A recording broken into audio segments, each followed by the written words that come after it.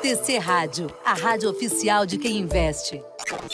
Márcio Lorega, que já tá conectado com a gente, e o Márcio hoje ele fugiu do trânsito porque em São Paulo tá chovendo muito também, tá aí tudo bonitinho pra participar conosco. E aí, Márcio, tudo bom com você? Boa tarde, como vai?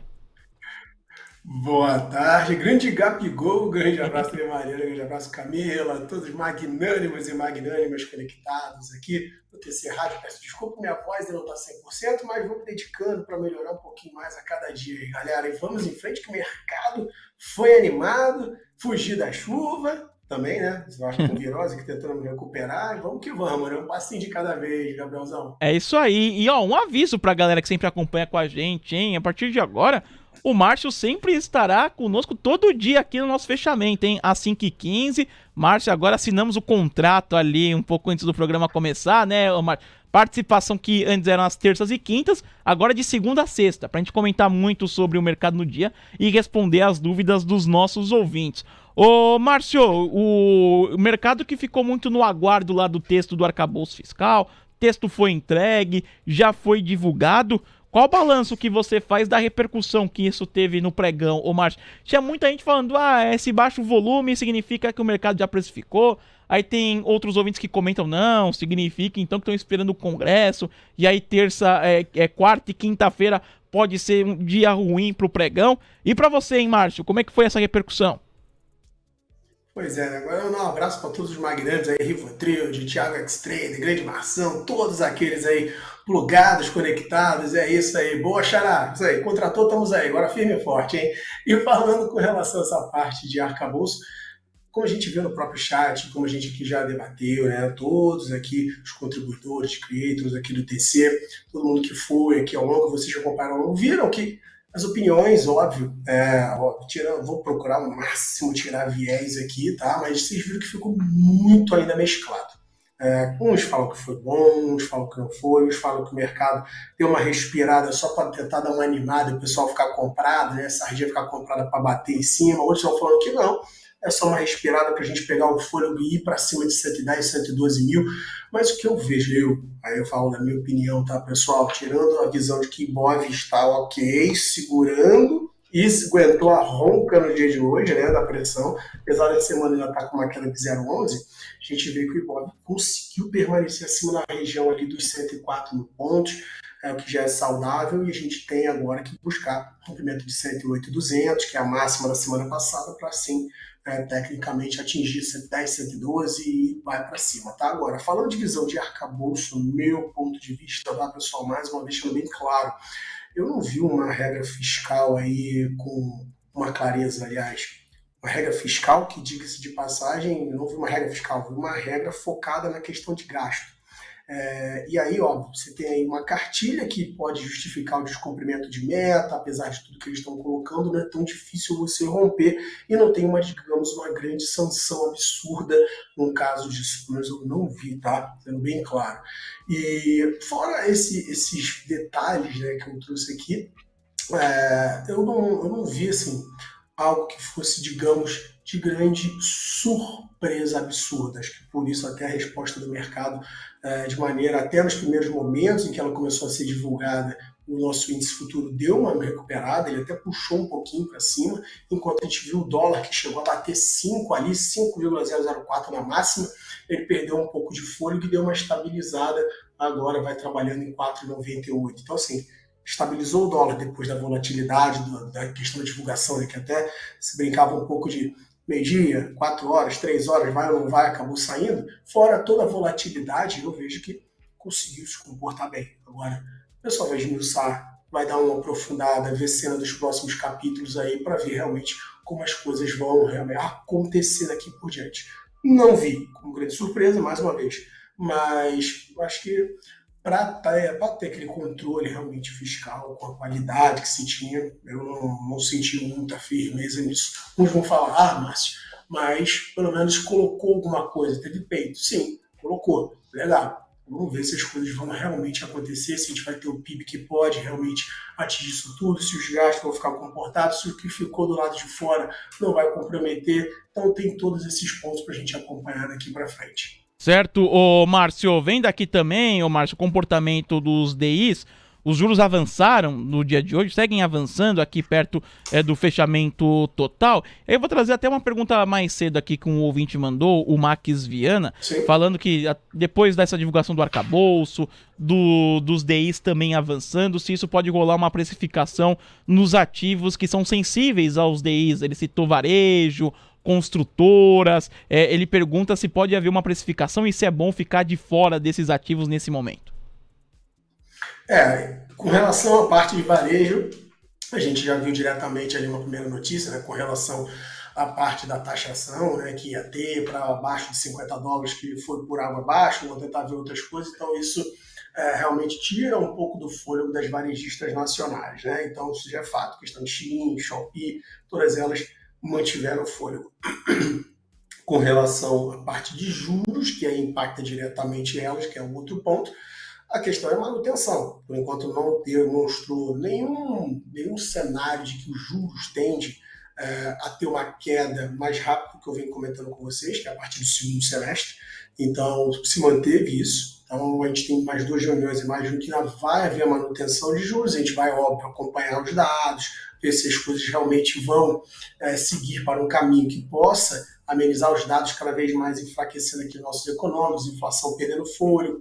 Isso pode gerar mais fôlego para que possa gerar uma pressão para uma diminuição de juros antes do segundo semestre, mas ainda continua claramente a curva de juros futura, mantendo o cenário de queda ali minimamente uma proporção de 70% de chance para cair a partir de agosto, tá? E final do ano, ela fechando ainda próximo de 13,25, não está demonstrando uma queda muito forte dos juros, tá? E isso, óbvio, não contribui para as construtoras, que para a parte de varejo. E para a parte de construtoras ainda tem um outro pepino, né, Gabriel, que foi a questão ali da parte de FGTS, que está tendo aí uma questão de uma ação que pode encarecer ali, o governo tem que chegar com quase 700 bilhões de reais para cobrir o ajuste de TR, da troca do TR, pela questão de um ajuste de inflação, o INPC, e a gente vê que o spread bancário pode ficar reduzido na questão da margem que eles pegam o dinheiro da FGTS para disponibilizar para a parte de financiamento imobiliário, então eles vão fazer esse ajuste, tem uma questão retroativa, ainda tem muitos detalhes para ser aprofundado, o julgamento está previsto para agora, na quinta-feira, e aí somente essa questão desse retroativo, ou que pode, digamos aí, o caixa da FGTS de 118 bi não tem como sustentar aportar esse retroativo para cobrir, digamos ali, tudo que ficou de gap, de rentabilidade a ser pago na FGTS. Então, houve um cenário de receio e isso acabou somando a questão dos juros, que não demonstrou um cenário de queda. Essa notícia que aí a gente tem o julgamento na quinta, vale acompanhar muito de perto as construtoras, principalmente de baixa renda, que vem sofrendo e acabaram não tendo um bom dia no pregão de hoje. Quem sustentou o Ibovespa hoje foi diretamente parte de commodities, né? Parte minério, parte ali voltada para a parte de petróleo, conseguiram segurar um pouco o Petrobras, ali foi bem firme, Vale também deu sua contribuição. Certo, Márcio. Márcio, para a gente fechar no dia de hoje, que era um outro papel que você queria comentar aqui para o nosso ouvinte, que só para também ser rápido, pra gente não quer desgastar a voz também, Marcel, tranquilo, que é 3EG Petróleo, né? Tivemos a queda forte ontem dos papéis, depois do anúncio do aumento de capital da companhia. Hoje os papéis fecharam numa leve alta de 0,15%. O que você pode falar a respeito dessa situação para o investidor de 3EG Petróleo, Marcel? Falando diretamente da 3R, né, a gente vê que, óbvio, o investidor ficou bastante chateado, aquele que acreditava nessa questão do Papa-Terra, para dar uma impulsionada. Acabou, Márcio, não vai ter mais? Não, questão de impulsionar a parte de produção do campo. Só o Potiguar vai adicionar mais 18 mil barris, é quase 87% a mais na produção diária da companhia. Ainda tem um potencial de até o seu ano de 2027 a gente ter um incremento para chegar a 96 mil barris de produção diária, que é um incremento de 465%. Então, quando você olha a questão de tipo, ela está vindo buscar dinheiro no mercado, foi de uma maneira que, vamos dizer assim, minimamente foi infeliz, sim. Poderia contratar bancos, dar uma precificada, dar uma acompanhada, deixar algo mais suave, mais saudável aos poucos, para que ela se capitalizasse de maneira saudável, sem precisar, digamos, dessa pancada na cabeça de quase 26% aí que a gente está tendo. E botar o papel aí basicamente na mínima recente que a gente tem aí, pegando uma mínima de 2021, que é 26,35, que é uma mínima mais recente possível, tá? Antes do fundo ali de IPO, que é o 21, e depois a R$20,25. Então, o ativo é que está tentando segurar nessa região de 26,35 para tentar ganhar um pouco de fôlego. E aí, óbvio, minimizar os impactos. Mas, infelizmente, R$24 é o que a gente espera que vá buscar, porque foi o que eles especificaram. Então, quando a gente olha a questão de governança, a arte que foi feita pela governança é extremamente negativa. Penaliza, óbvio, os investidores. Mas quando você olha a empresa em si, excetuando esse problema de governança, é algo que é, do meu ponto de vista, bem interessante para você olhar no longo prazo. Então, eu falei, não vai sofrer agora, né? Não tem muito jeito, 24,45, mas a tendência é que, para o longo prazo, ela arrumando, principalmente essa questão de governança ficou abalada, até com o caso das puts ali que foram feitas, operações que foram colocadas em opções para se proteger.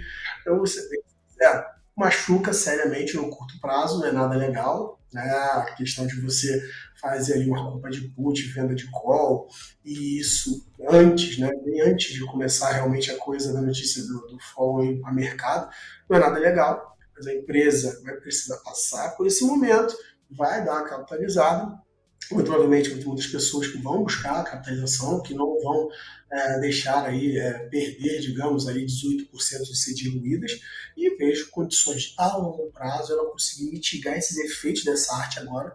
Talvez ali você venha investigando com mais profundidade, fazer uma clareza, tirar alguns conselheiros, fazer algum ajuste, enfim, para que passe um pouco mais de credibilidade, que ficou abalada. A empresa é ok, mas o seu conselho nesse momento não agiu legal. Está refletindo os preços das ações e eu vejo uma potencial entrada para quem quiser acompanhar aí realmente vai ter que esperar um pouquinho, tá? Não vejo nesse momento, no curto prazo, a 3R dando um fluxo interessante de compra, a não ser que ela fure para quem quer muito arrojar acima de 28.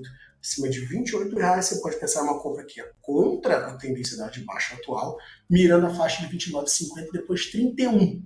E aí, óbvio, se perder 26,35, que é o estoque natural que você tem ali, pela questão dos fundos que eu mencionei, aí a tendência é realmente de buscar níveis mais baixos de preço, mirar 23,96 e depois 20,25, tá? Então, só para vocês ficarem antenados aí com essas regiões de preço. Pessoal, Rivotril, vou dever essa para você de HBSA, mas eu vou colocar lá no IDs, valeu? Grandíssimo abraço. Um abraço a você, Gabriel, todos os magnânimes, magnânimas. Deixem seus likes, curtam, comentem, compartilhem. Um grande abraço e até a próxima. Boa, Márcio. Obrigado, hein? Grande abraço a você pela participação. E até a próxima, a gente volta a se falar. Grande abraço, Márcio. Valeu, querido. Um abraço. TC Rádio, a rádio oficial de quem investe.